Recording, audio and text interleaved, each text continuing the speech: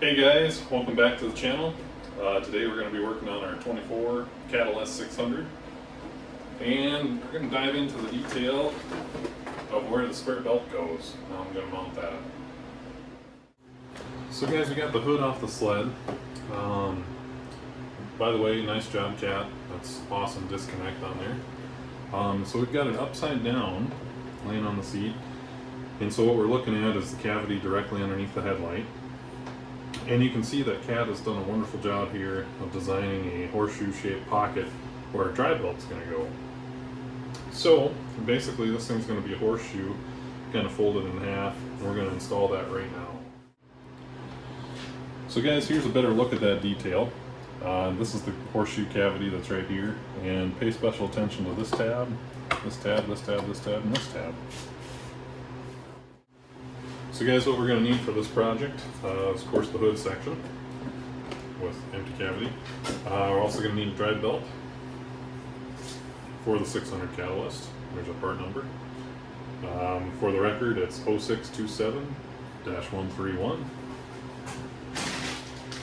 Two exterior rated zip ties and side cutters.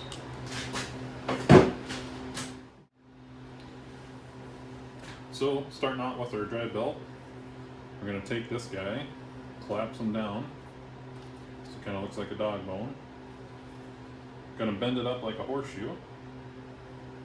Going to install it in this pocket, bottom tab first.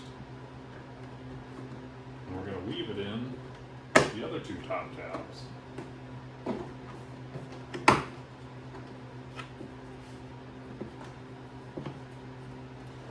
And so, when you get it done, it looks like that. Next step, we're going to take our zip ties, and Cat has left us some window slots there.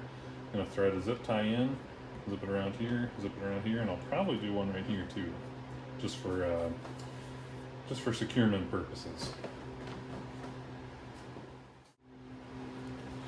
So guys, armed with 3 zip ties, we'll take these and we'll thread them through the loop. And this upper left tab as you're sitting on the machine, we'll cinch that one down. So here's some clicking. There we go. Take our other tab, or our other zip tie, excuse me, put it in our other tab, around the belt. Back up and in. Thread the loop. Listen for the clicks. There's a few there. Guys, for the zip ties, I'm going to take the tabs and just point them upwards towards the headlight so that they don't interfere with anything down below.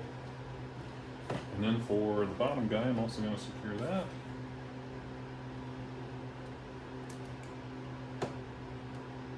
Basically, that's just going to keep the belt together. Won't actually be secured to the sled. So if we go in there like so.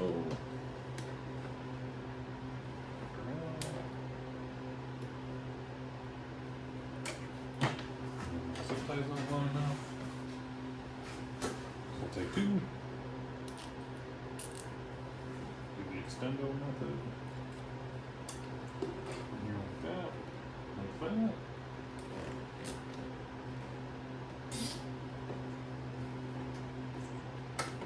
Cinch those both down. So, time for the side cutters to make their appearance.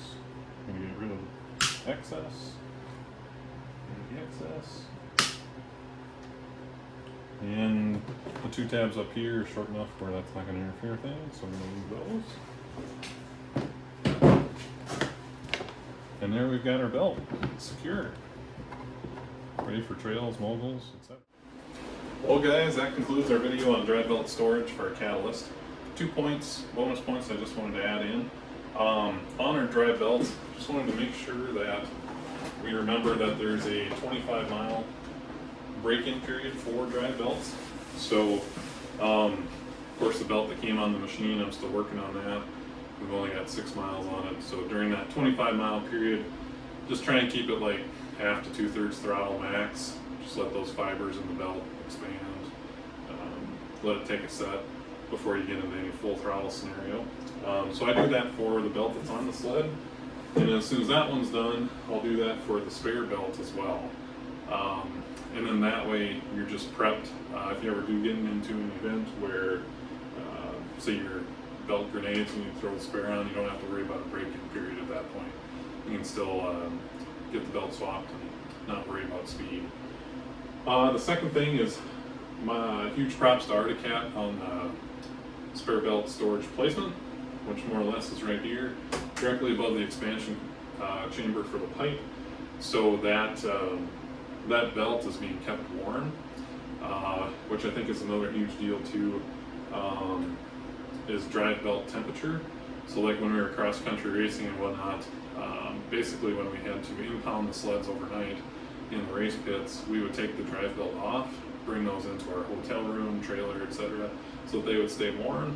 The next morning we would put them in the sled, and then in theory that belt is 70 degrees instead of minus 15, minus 20, some of those colder nights. So I guess where I'm going with that is don't forget that your drive belt, if it's cold, give it time to warm up. Don't put it to extreme limits until it is at temperature. Very much the same as your engine. So that's all I got. Thank you guys for tuning in. We'll see you on the next vid. See ya. Please like and subscribe for more information coming on the channel soon.